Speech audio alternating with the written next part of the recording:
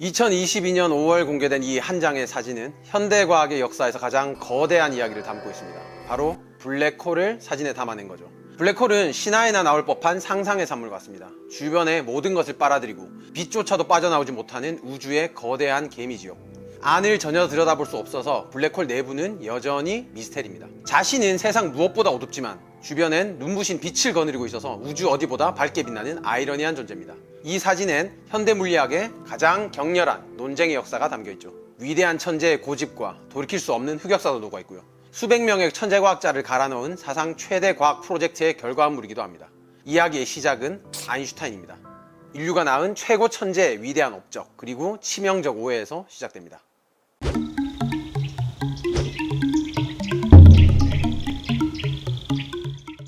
과학 역사상 최고의 천재 아인슈타인은 두 번의 치명적인 실수를 저질렀죠. 하나는 양자역학을 부정한 겁니다.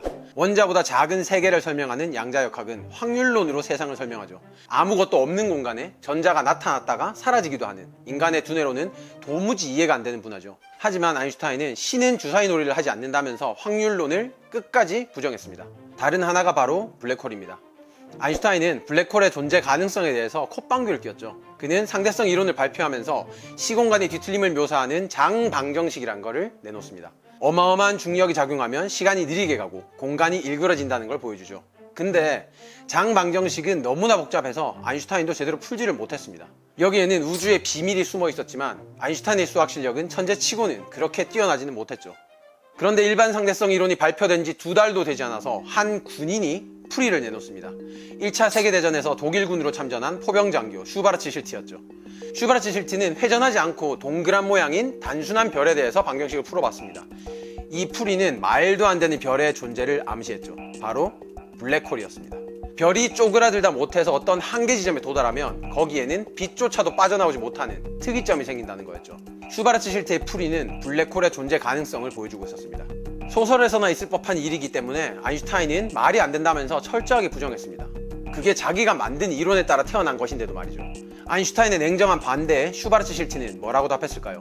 안타깝게도 슈바르츠 실트는 그 풀이를 내놓고 5개월 만에 천포창이라는 자가 면역 피부 질환에 걸려서 죽고 맙니다. 지금은 천포창을 스테로이드로 치료할 수 있는데 그땐 아직 스테로이드가 상용화되기 전이었죠. 당대의 슈퍼스타 아인슈타인의 존재감은 과학계에 정말 엄청났기 때문에 블랙홀의 존재는 오랜 기간 부정당합니다. 하지만 블랙홀은 실제 관측을 통해 인류에게 존재감을 드러내고 있죠. 아인슈타인이 죽고 난 뒤에 그 실체에 접근하기 위해서는 이제 한 사람의 천재가 아니라 수많은 과학자들의 협업이 필요했습니다.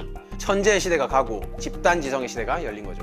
1932년 벨 전화실험실에서 일하던 신입사원 칼 젠스키는 괴상한 잡음을 포착합니다. 젠스키는 국제전화에 잡음이 끼어드는 문제를 해결하던 중이었죠. 안테나를 꼼꼼히 설치해본 결과 잡음은 천둥 번개의 전파방해 때문이었습니다. 그런데 이상하게도 아주 맑은 날에도 희미한 잡음이 남아있었죠. 잡음이 발생한 방향을 추적해 보니까 우리 은하의 중심에서 뭔가가 신호를 보내고 있었던 겁니다.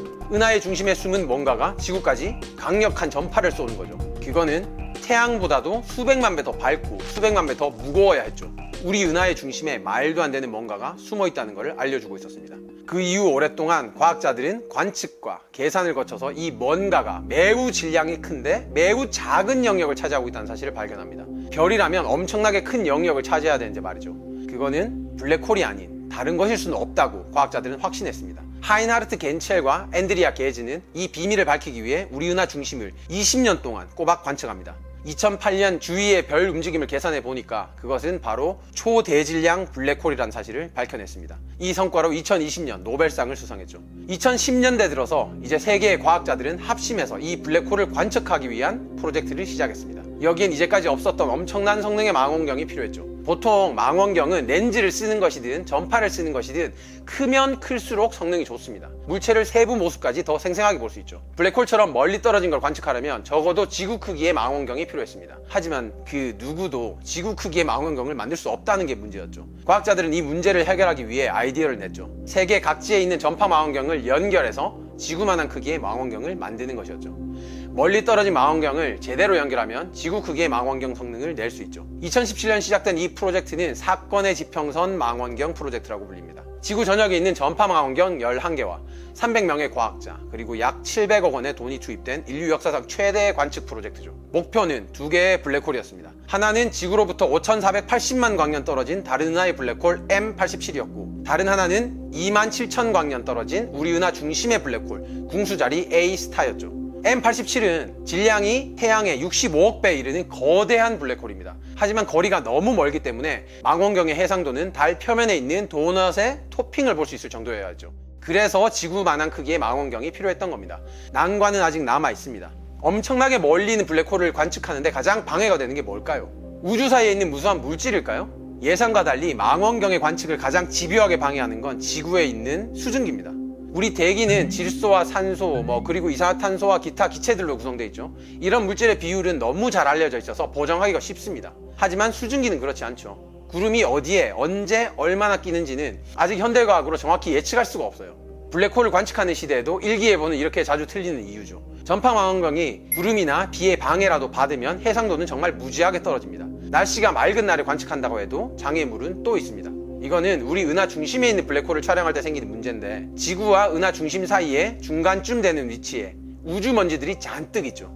과학자들은 이거를 간유리라고 부릅니다. 뿌연 유리처럼 시야를 막기 때문이죠. 그래서 과학자들은 이 간유리를 뚫을 방법을 고안해냈습니다. 예를 들어서 우리 앞에 사과가 있다고 해보죠. 그 앞에 뿌연 간유리를 놓습니다. 그런데 우리는 사과가 정확히 어떻게 생겼는지를 이미 봤기 때문에 간유리를 놓는다고 해도 사과의 모습을 알고 있습니다. 이제 남은 건 간유리가 사과의 어떤 부분을 어떻게 왜곡시키는지를 알아내는 거죠. 그걸 파악하고 나면 간유리가 가로막고 있어도 뒤에 있는 물체가 어떻게 생겼는지 정확하게 알 수 있죠. 여러 과학자 집단들이 이 간유리 해석 방법을 다양하게 고안해냈고, 각각의 결과물은 놀라울 만큼 일치했습니다.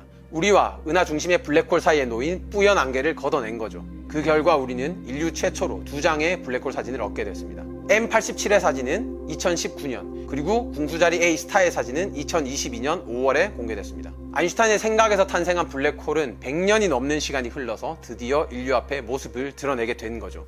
현대 과학에서의 연구는 아주 정밀한 분석과 연구 관측을 필요로 합니다. 그런 재원과 장비를 동원해서 그걸 또 현명하게 운영을 하는 기술도 필요하고요. 그렇게 하자면 한두 명의 천재 연구자가 그 일을 할 수 있는 것이 아니라 수많은 우수한 연구자와 기술진이 함께 협력을 해야만 현대 원하는 그런 발견이나 아니면 증명을 해낼 수 있습니다.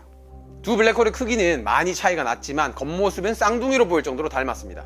블랙홀은 엄청나게 빠른 속도로 물질과 빛을 빨아들이면서 외부에 강력한 자기장과 빛의 고리를 형성합니다. 그 고리가 선명하게 보이죠.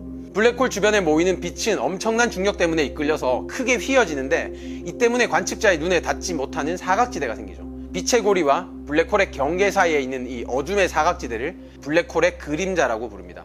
그림자는 블랙홀의 지름보다 2.5배 정도 더 크죠. 오렌지색 빛의 고리 중 더 밝게 보이는 부분은 블랙홀을 회전하는 빛의 다발 중에 지구를 향하는 부분입니다. 이게 놀라운 게, 아인슈타인의 상대성 이론에 따르면 우리에게 가까워지는 빛은 더 밝게 보이고 멀어지는 빛은 더 희미하고 어둡게 보이거든요. 이 사진은 아인슈타인의 상대성 이론이 정확했다는 것을 증명하고 있죠. 이번 관측으로 까마득한 우주의 변방에서 사는 인류가 블랙홀까지 접근했습니다. 블랙홀 주변에서 벌어지고 있는 일을 관측하게 되면 점점 우주의 신비에도 인류는 가까워지겠죠. 천재 아인슈타인의 사고 실험이 만들어냈지만 정작 아인슈타인 자신은 존재를 부정한 블랙홀. 하지만 결국 인간의 집단지성은 위대한 천재의 실수를 증명해내고 말았죠. 아인슈타인이 이 관측 결과를 보면 어떤 말을 할지 궁금해지네요. 블랙홀은 지구에서는 만들어낼 수 없는 강력한 입자 가속기의 역할도 하기 때문에 물질의 궁극적인 성질을 실험해보는 훌륭한 실험장이기도 합니다.